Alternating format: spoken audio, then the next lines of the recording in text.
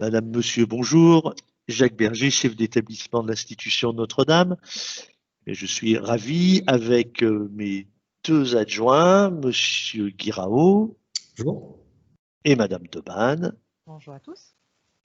de vous accueillir dans ce diaporama sous forme de webinaire pour pallier l'absence de réunion en raison des conditions sanitaires et afin donc de vous informer sur la classe de terminale, les choix effectués, le baccalauréat, voilà toutes les informations que dans une année plus classique, nous aurions pu vous donner dans une réunion à la chapelle. Voilà, nous allons donc balayer un peu toutes les informations nécessaires, nous les souhaitons en tout cas, pour l'année prochaine, en commençant par l'objectif final, le baccalauréat. Et je passe pour cela la parole à Monsieur Guiraud. Merci Monsieur Berger. Effectivement, nous allons voir ensemble les différentes épreuves et le calendrier du baccalauréat. Alors, ce que nous pouvons dire, c'est que les épreuves communes dans la partie du contrôle continu ont été annulées cette année et qu'elles sont au profit de la moyenne des notes dans chaque discipline concernée, c'est-à-dire l'histoire-géographie, les langues vivantes, l'enseignement scientifique et la spécialité qui est abandonnée pour la classe de terminale. Ce contrôle continu est à hauteur de 40% pour l'obtention du baccalauréat. En classe de terminale, il faudra malgré tout passer ces épreuves, mais nous le verrons lors du calendrier dans la prochaine page. Alors ensuite, vous avez les épreuves finales qui correspondent à 60% du baccalauréat et elles se décomposent, comme vous allez le voir maintenant. Donc une épreuve anticipée en classe de première, donc c'est le français, dans laquelle vos enfants devront passer l'écrit et l'oral. Et ensuite, 4 épreuves finales en terminale, c'est-à-dire les 2 enseignements de spécialité conservés et la philosophie et le grand oral. Voilà un peu pour cette structure générale. On va voir maintenant le calendrier des épreuves. Et donc, en classe de première, vous le voir, les épreuves des évaluations communes ont été annulées pour le 2e et 3e trimestre. Donc, on a vu qu'il s'agissait de la moyenne des disciplines concernées. Donc, l'histoire-géographie, je répète, les langues vivantes, l'enseignement scientifique et l'enseignement de spécialité. Toujours en classe de première, vous le voyez en dessous, vos enfants auront à passer en épreuve finale au mois de juin le français, l'écrit et l'oral. Et pour l'année prochaine, en classe de terminale, les élèves seront évalués durant le 3e trimestre sur l'histoire-géographie, les langues vivantes, l'enseignement scientifique, en épreuve commune. L'EPS sera évalué tout au long de l'année. En épreuve finale, votre enfant passera les 2 enseignements de spécialité durant le mois de mars et le mois de juin pour la philosophie et le grand oral. Donc, aucune inquiétude à avoir concernant ce calendrier parce que ça va être difficile d'assimiler tout ce qu'on va vous dire sur ce PowerPoint. Mais tout au long de cette année et de l'année prochaine, bien sûr, nous vous informerons et vos enfants seront accompagnés tout au long de ce long processus vers l'obtention du baccalauréat. Donc, nous allons voir maintenant le détail du processus des évaluations communes. Vos enfants ne le passent pas cette année, mais l'année prochaine, donc c'est important que l'on puisse voir ce processus-là. Donc, chaque établissement organise ses évaluations communes. Nous le faisons sur le temps scolaire. Et peut-être voir ce qui se passe en cas d'absence. Vous avez 2 types d'absences. Soit elles sont justifiées dans le cadre d'une absence pour force majeure. Et dans cette situation-là, nous prévoyons de faire repasser l'épreuve à votre enfant avec un sujet de remplacement. Soit l'absence est injustifiée et malheureusement, la note de 0 est attribuée. Donc, et ça concerne là où les épreuves que vos enfants auront manqué. En ce qui concerne la correction des copies, elle se fait bien évidemment sous couvert d'anonymat et par des enseignants qui n'ont pas eu les élèves en question. Alors, soit ce sont des enseignants de l'IND, mais ça peut être également des enseignants qui sont d'autres établissements. Alors, comment ça se passe lorsque les copies sont corrigées? Alors, votre enfant va pouvoir aller voir sur Cyclades les copies, ces copies. mais il y aura eu au préalable une harmonisation au niveau académique. Et donc, il aura accès ensuite sur cette application aux copies corrigées et annotées. Voilà un peu pour ces évaluations communes. Et donc, je vous laisse pour la suite du PowerPoint. Merci. Donc là, nous allons attaquer effectivement sur l'entrée en terminale, ce qui nous attend au niveau du calendrier administratif et pédagogique, les différents points d'attention qu'il va y avoir et qui vont rythmer cette année. Et ensuite, nous rentrons dans le vif du sujet en allant sur l'architecture de la classe de terminale et les options facultatives. Et la dernière épreuve sur laquelle nous reviendrons tout à l'heure, ce sera le grand oral. Pour ce qui est du calendrier administratif et pédagogique, donc fin décembre, limite début janvier, on va lancer en fait un sondage pour savoir quelles sont les spécialités que vos enfants veulent poursuivre l'année prochaine. Cette année, ils en suivent 3. Il n'y en aura que 2 qui seront poursuivis sur la classe de terminale. Donc, il nous faut déjà avoir un premier aperçu de cette réflexion-là pour qu'ensuite l'équipe pédagogique puisse rebondir avec l'élève sur les choix qui sont présupposés. On va également interroger vos enfants sur les options facultatives qu'ils envisageraient. Vous allez voir juste après quelles sont ces nouvelles options facultatives sur lesquelles ils peuvent se positionner. Au mois de mars, fin mars, début avril, ce sera la période des réinscriptions. Les réinscriptions se font en ligne, comme l'année dernière, via le site École Directe, où là, eh bien, on vous redemandera à nouveau un positionnement sur les 2 enseignements de spécialité conservés pour l'entrée en terminale. Là, ce sera déjà des choix plus engagés et plus réfléchis, puisque en fait, ils seront presque en même temps que les vœux définitifs et les confirmations d'intention d'orientation, qui sont fin avril, début mai, sur effectivement tous ces choix.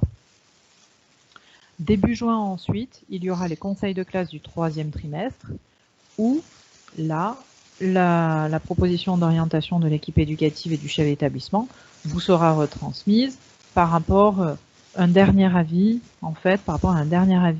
sur les choix d'orientation faits par l'élève, sur les choix de ses spécialités, etc. Et sur le fait aussi de ses capacités, ses compétences en matière de réussite pour passer à l'année supérieure et obtenir son baccalauréat dans de meilleures conditions. Nous passons à l'architecture de la classe de terminale. Je cède la parole à Monsieur Berger.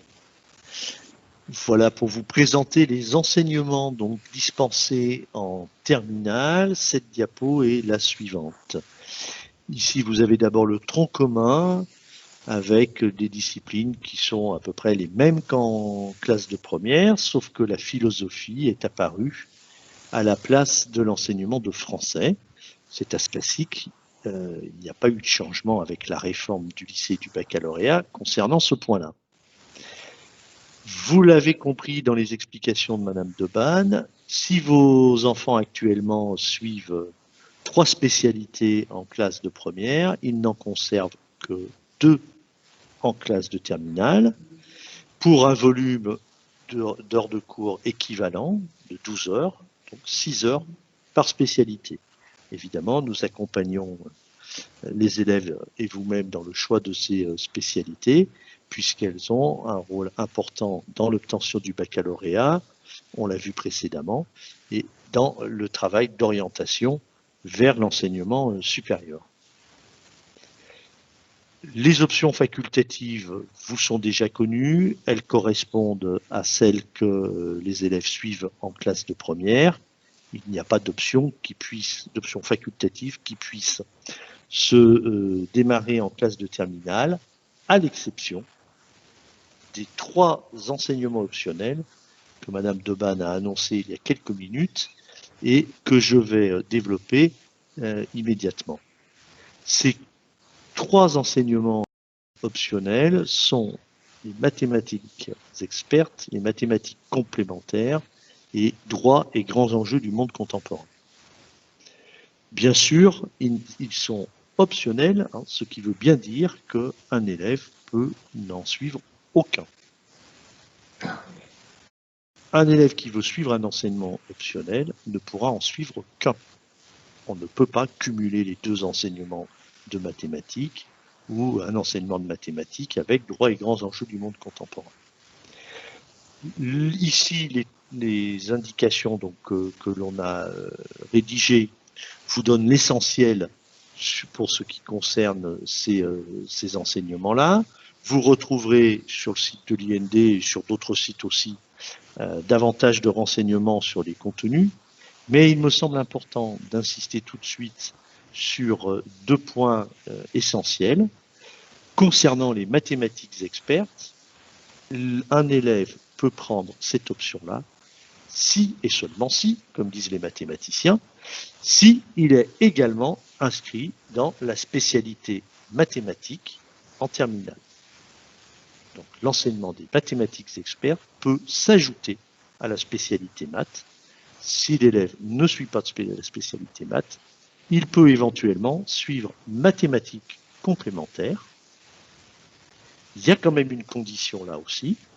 Pour suivre mathématiques complémentaires, il faut avoir suivi la spécialité mathématique jusqu'à la fin de la classe de première. On ne suit pas, donc dans ce cas-là, on ne suit pas la spécialité maths en terminale, mais on peut prendre du coup des mathématiques complémentaires.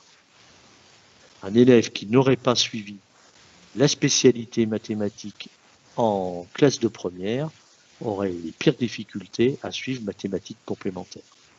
Donc c'est un cas très exceptionnel et en fait quasiment inexistant. Pour droit et grands enjeux du monde contemporain, il n'y a pas les mêmes conditions, c'est tout à fait libre, ça n'est pas lié à une spécialité particulière qui devrait absolument être suivie en parallèle, même si, comme il est indiqué, il y a des liens avec les sciences sociales et les humanités. Il nous reste maintenant à vous présenter l'une des grandes nouveautés de cette réforme du baccalauréat et donc une grande nouveauté pour les élèves qui vont entrer en terminale, le grand oral. Alors effectivement, nous revenons donc sur cette épreuve-là.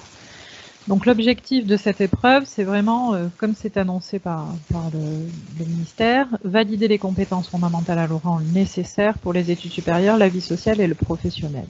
C'est vraiment cette prestation orale qui est évaluée. Il y a bien sûr les connaissances qui seront apportées, mais c'est vraiment la posture de l'élève dans le fait de retransmettre, sans vulgarisation à l'extrême, mais quand même ce qu'il a appris, un point d'attention, une question à laquelle il a voulu se pencher et à laquelle il veut répondre.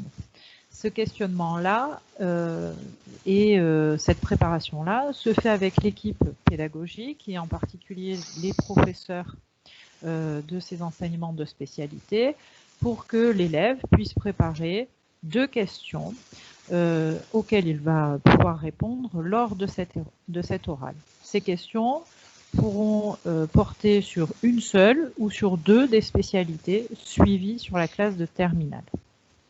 Le jury donc va en choisir une tirée au sort et après 20 minutes de préparation, l'élève aura 5 minutes où il devra présenter donc son exposé et répondre à la question posée. Cette présentation-là de l'élève se fait donc debout, en face du jury, et ne peut pas se faire avec des notes. Ce qui sera préparé en fait dans le temps de préparation sera une trace écrite à laisser au jury en fait. Voilà. Une fois que l'exposé de l'élève est terminé, il y aura 2 temps d'échange. Un premier temps d'échange sur la question présentée et un deuxième temps d'échange sur le projet d'orientation. L'élève donc devra exprimer sa réflexion personnelle, sa motivation, son cheminement quant à son projet d'orientation et ce qu'il a envisagé, demandé dans Parcoursup, etc. Quels sont les questionnements qui ont ponctué un petit peu son cycle terminal. Voilà. Donc ça, c'est pour cette grande nouvelle épreuve. Au niveau du jury, il sera constitué par 2 enseignants, au moins un dans les spécialités suivies et un autre qui peut être d'une autre discipline, un professeur documentaliste ou autre. Voilà pour ce qui est de cette grande épreuve. Ne vous inquiétez pas, de toute façon, on les prépare au même titre que les écrits à cette nouvelle épreuve qui va les attendre. Une épreuve donc qui engage et qui amène vers les études supérieures. Voilà donc pour cette présentation de ce qui attend vos enfants au niveau de la classe de terminale et ce qui va ponctuer cette année au niveau des calendriers. Bien entendu, comme vous l'a dit Monsieur Guirao tout à l'heure, nous allons à chaque fois vous ressolliciter pour vous rappeler dans quelle période nous sommes et à quelle étape il va falloir se positionner. Bien entendu également, le responsable de niveau, tout comme les professeurs principaux et nous-mêmes, sommes à votre écoute pour toute question qu'il y aurait et tout complément à apporter à cette présentation. Nous ne désespérons pas quant au fait de pouvoir se revoir cette fois-ci de visu pour pouvoir avoir un échange sur ce qui peut attendre les élèves dans le courant de l'année prochaine. Voilà.